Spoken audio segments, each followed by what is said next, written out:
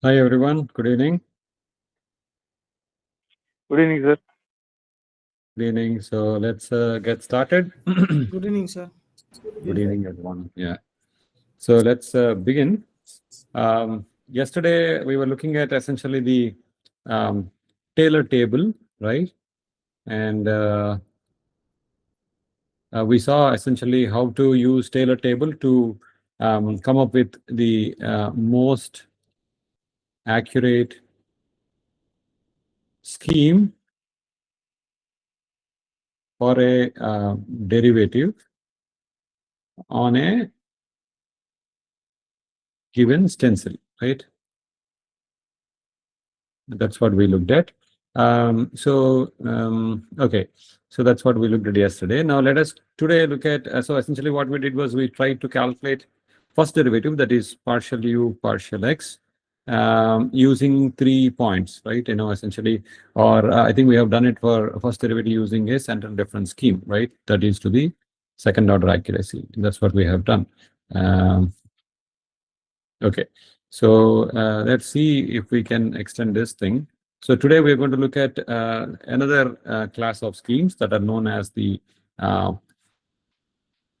pad schemes, okay, also known as compact schemes in the literature, okay. Essentially, what this does is we are trying to calculate the derivative at a particular point. Let us say if we want to calculate at fj prime, right? So we want to calculate, let us say, derivative of j prime. We said this is going to include, in the case of central difference scheme, this is going to include values of function values at j, j plus 1 and j minus 1. I think yesterday, yeah, I think something like this we have done yesterday, where we have done a central difference scheme. Instead of this, if we were to say it's the derivative value at j, that is fj prime, not only going to depend on these 3 function values, rather it is in addition also going to depend on the derivative at the neighboring points. That means it is going to depend on f prime at j plus 1 and f prime at j minus 1 as well. Okay.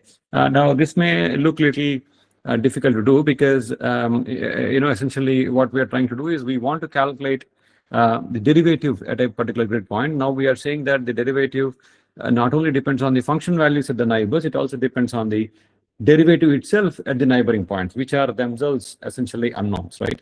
So now this may sound little, this may sound little odd to begin with.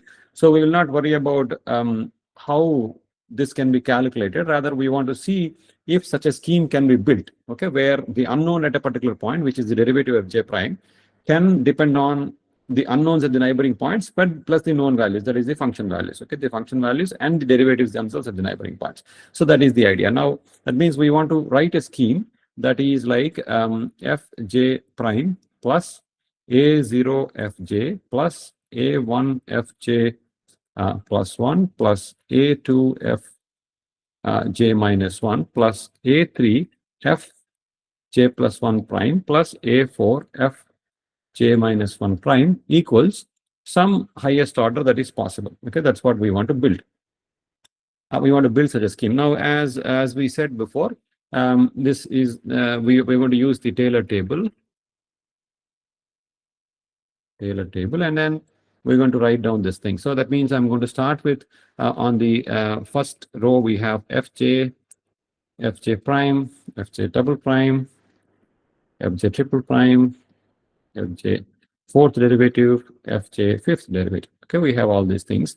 Then on the first column here, I'm going to list out essentially these values. That is going to be fj prime, a0 fj, a1 fj plus 1, a2 fj minus 1. Then we're going to write a3 fj plus 1 prime, and then a4 fj minus 1 prime, right?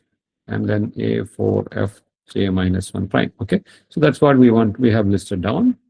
Okay, so this is basically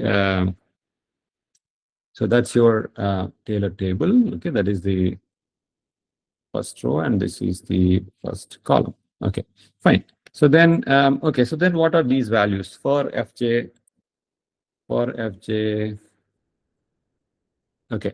So what is the fj prime is basically is going to be 0 for fj. It's going to be 1 for fj prime. It is basically every other derivative is 0 for fj prime, right? Because we are at the jth point, its derivative will only be at that point, okay? Whereas f0 a0 fj is going to have a0 coefficient when multiplied with fj is going to have 0 for everything else, right? Because this is also at the jth point itself. Whereas for others, which are at j plus 1, j minus 1, and so on, you will use the Taylor series expansion. Let us say if the grid size is h, then we are going to expand a1 fj plus 1 about fj. So this is going to get essentially a1 fj, that's going to be a1 fj. And then the second term is going to be a1 h, right, times fj prime. That is basically the second term. The third term is going to be a1 h squared by 2 fj double prime, then a1 h cubed by 3 factorial times fj triple prime. Then we got a1 h power 4 by 4 factorial times fj fourth derivative. Then we'll get a1 h to the 5 by 120. That is 5 factorial times fj 5. Okay, that's what we're going to get. Similarly, when you write a2 fj minus 1, you're going to get a2 for fj for the first column. Then you're going to get, because this is j minus 1, this is in the negative x direction. So you have to write minus a2h for the first derivative.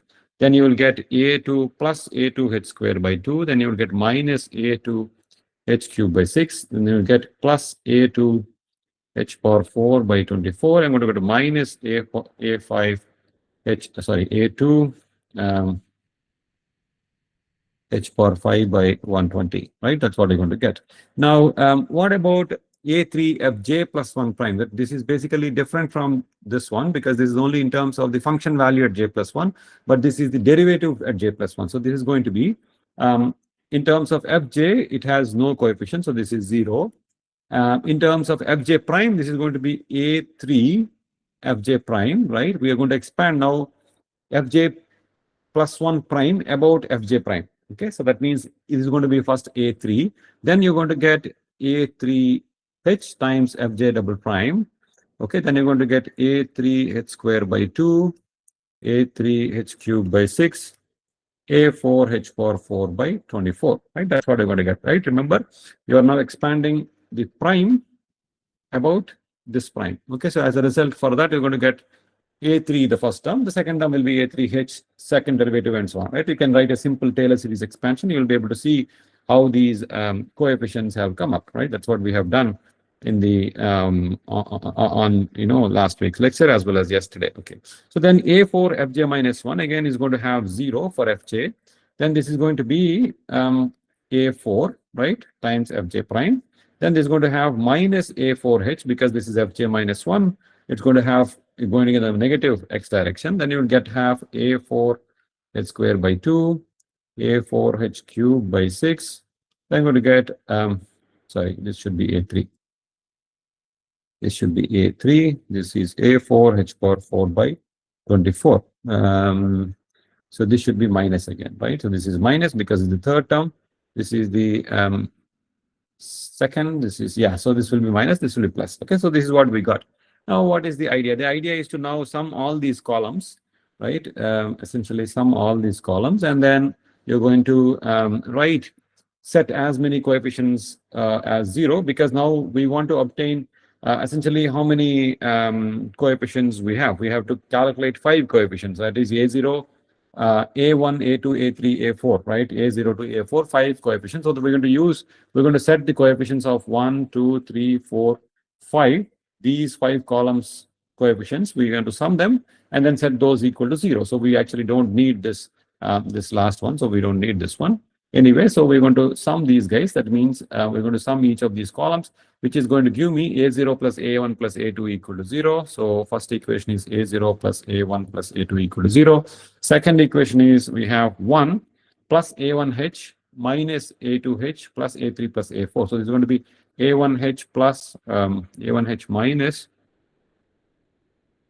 a2h plus a3 plus a4 equals plus 1 equal to 0. That means equals minus 1. Then we're going to get for the remaining terms, this is going to be a1 h squared by 2 plus A2H squared by 2 plus A3H minus A4H equals 0. Then the other column is going to be A1H cubed by 6.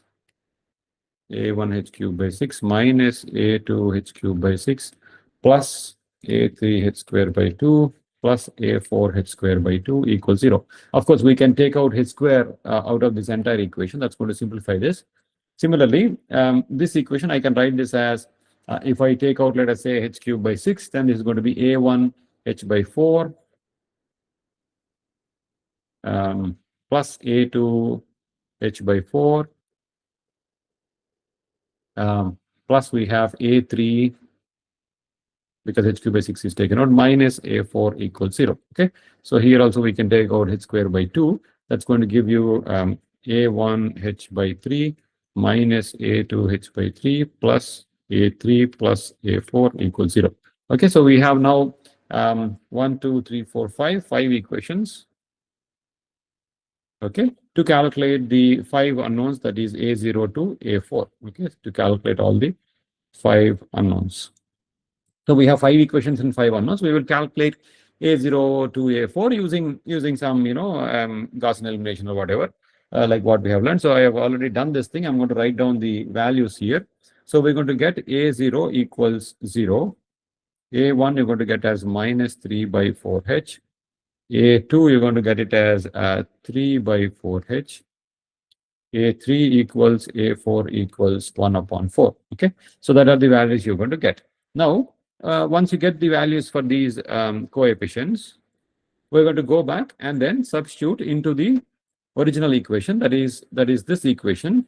Okay, so we're going to substitute in this equation, that is basically going to be, and we're going to substitute for these coefficients and do a little bit of rearrangement. So substitute A0 to A4 in equation 1. Okay, so let's call this equation as equation 1 and perform a little bit of rearrangement. That's going to give you an expression of this sort: fj plus 1 plus fj minus 1 prime plus 4fj prime. So that is, on the left hand side you have all primes for fj prime, fj minus 1 prime and fj plus 1 prime. On the right hand side you will get 3 by h times fj plus 1 minus fj minus 1, plus you're going to get h power 4 by 30 fj fifth derivative. Okay, so essentially the truncation error is order h to the power 4. Okay, so now you see the kind of equation we got.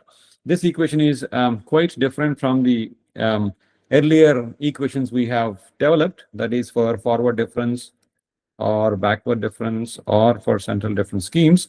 For all these schemes, one thing you noted on the left hand side was always just fj prime. That's all. Only on the right hand side you had either in terms of fj plus or minus 1 or fj plus 2 and so on, right? I mean, only those were different. But on the left hand side you always had a derivative of the function at that grid point that you wanted to calculate. But here you see that we want to calculate the derivative at kth point, but then as we have started off with this thing that it could depend even on the derivative values at the neighbors, we ended up with an equation like this. Okay, now these kind of schemes are known as Pareto schemes or compact schemes in literature. Now they possess some special properties. Now one thing is, of course, how do we solve this? That is first question. The other question is that one thing you notice here is that this scheme actually only depends on if you see j plus or minus 1 and j plus or minus 1, but then it basically doesn't go beyond j plus or minus 1. Of course, it is making use of both f and f prime at these locations, but then you see that the order of accuracy is now is actually fourth order, right? This is fourth order. That means your stencil is very small. You're only going from j plus 1, j minus 1, but you're able to get a fourth order accurate scheme. So that's why these schemes are called compact schemes, okay? Because the stencil is kind of compact, right? You're not going to j plus 1, j minus 1, j plus 2, j minus 2, and so on to get fourth order accuracy. Like in the case of the explicit schemes that we have seen, which are basically the forward, backward, or central difference, and so on, okay? But then now one downside of this thing is, of course, the function value, the derivative value of the function is also depends on the derivative values of the neighbors. Okay, now this scheme is can be applied. Let us say if my domain goes from 0 to n, let's say these are the points I have considered. Let's say 0, 1, 2, all the way to n are the grid points I have. Okay, then this scheme can be applied from 1 to n minus 1 points, right? Because it requires j plus 1 and j minus 1, one of which would not be available if I go beyond 1, and one of them would not be available if I go beyond n minus 1, right? So at 1, I won't be able to, I can only get j minus 1. At 0, I won't be able to get. Similarly, at n, I won't be able to get n plus 1. As a result, I can apply this formula for all the points, that is 1, 2, 3 to n minus 1. That means these equations can be applied for n minus 1 points to get n minus 1 equations. However, I need to calculate derivatives for n plus 1 derivatives, right? Because those are the points I have. I need to calculate for n plus 1 derivatives. So we are short of 2 such equations, so that we can calculate n plus 1 unknowns, right? We can calculate fj prime at n plus 1 points. So typically at the boundary points, that is at 0th point and at n point, these are the boundary points. So typically what is done is that usually we resort to lower order one-sided approximations, okay, to at the boundary points. So we're going to keep so lower order one-sided approximations, but this doesn't mean that the stencil is explicit. It is still implicit. So we're going to still derive formulae which are going to be one-sided, but then lower order. Typically, they will be, let us say, third order accurate or something like that, so that we are not modifying the structure of the matrix, the resulting matrix. Okay, so one such scheme that can be used for the 0th point is basically f0 prime plus 2f1 prime equals, I'm just writing it out from here, minus 5 by 2 f0 plus 2 times f1 plus 1 by 2 f2. Okay, that is for the 0th grid point. Similarly, you can write fn prime plus 2fn minus 1 prime equals 1 by h 5 by 2 f0. So it will be minus of this top formula, that is minus 2f1 minus 1 by 2, sorry, not f0. Is going to be fn minus 2 fn minus 1 minus 1 by 2 fn minus 2. Okay, so this is at the nth grid point. Okay, so now these two are the additional 2 equations we have. Plus above we have these n minus 1 equations. Together these basically constitute n plus 1 equations for n plus 1 unknowns of f prime, fj prime, okay, at 0 to n. Okay, so that is how we can close this thing. Now, there are certain consequences. For example, we don't want these boundary schemes to span more into the domain, rather, in comparison to the interior schemes, because that is going to not satisfy certain properties. So as a result, we have to resort these kind of a lower order but one-sided. So that means we are going to calculate it from here. Okay, now what this means is that now all these equations are actually essentially you have these many equations and minus equations, and then you have these additional 2 equations. Now all these can be written in a matrix form. Now what you see is that if I want to calculate, let us say, f1 prime, this will be f1 prime, this will be f0 prime, this will be f2 prime. So f1 prime is now depending on f0 prime and f2 prime. Similarly, if I want to write an equation for f2 prime, it's going to depend on f1 prime and f3 prime, right? So you're always basically going to depend on each of these neighbors. That means you can only get solution for all f primes at once or none of them, right? That means if I were, I can put all these equations that we have, the first set of equations and these 2 equations plus, plus this one into a matrix form. as follows. So I can write, for example, here we have the coefficients are 1, 2. Like if you see on the left hand side, you have f0 plus 2 times f1 prime. So this is going to be 1, 2, 0, 0, 0, 0, 0. Okay. Then the next will be interior, that is 1, 4, 1 on the left hand side. Right. What we have is yeah. So we have fj minus 1 is 1. This is 4. This is 1. So we have 1, 4, 1. Okay. That is what we have left side. And then 0, 0, 0, 0, 0. Then we have 0, 1, 4, 1, 0, 0, 0, and so on. So this structure will continue 0 and so on all the way to down where you would get 1, 4, 1, 0, 1, 4, 1. It's basically going to be the same structure. And then the last point would be 1, 2. And then this is the matrix when we arrange all these equations in a matrix form. And the unknowns we have are basically f0 prime, f1 prime, f2 prime, all the way to fn minus 1 prime, fn prime equals, on the right hand side, we have 1 by h times, for the first equation, we have, what do we have? Minus 5 by 2 f0 plus 2 f1 plus 1 by 2 f2. So minus 5 by 2 f0 plus 2 f1 plus 1 by 2 f2. Then from the second equation onwards, what we have is we have 3 by h, that means 1 by h, that means 3 times this thing, that is for 1, for j equals 1, this will be f2 minus f0, right? So that is going to be 3 times f2 minus f0. Then next equation will be f3 minus f1, f4 minus f2, all the way down till this fn minus 1 minus, fn minus, so this is going to be fn minus fn minus 2. Then the last equation is going to be again 5 by 2 fn minus 2 fn minus 1 minus 1 by 2 fn minus 2, right? Basically coming from the other boundary equation we have written, essentially this right hand side. Okay. I think now you're able to see what is happening. Okay. So all these equations, we are able to put it here. But then now what you realize is that you can only get these derivatives, that is f0 prime to fn prime, all of them at once, right? Only when you solve for this system of linear equations, that is ax equal to b, where x is your f prime, a is this coefficient matrix, b is the right hand side vector, then you will get all the derivatives at all the grid points at once, or none of them at all, right? If you did not solve.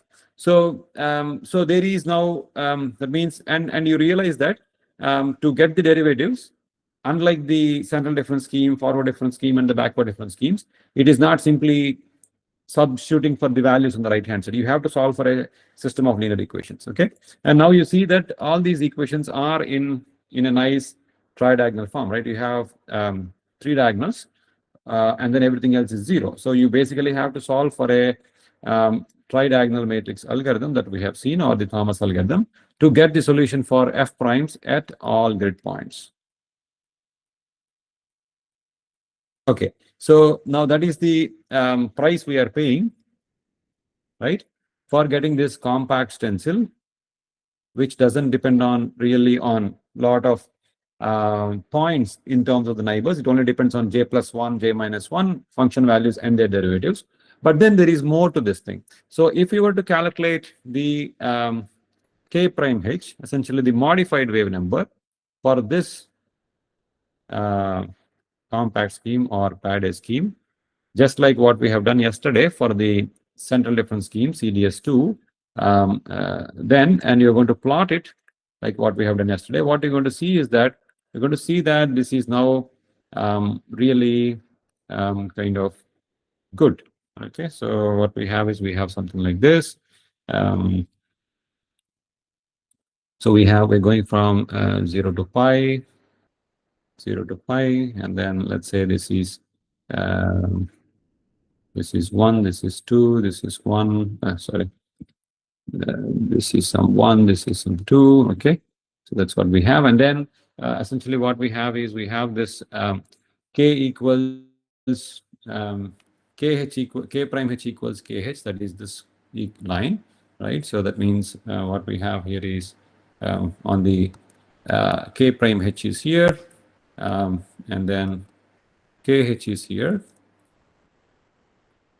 K prime H and KH. So this is the exact derivative where the modified wave number equals the correct wave number. And then we have seen that if it is for the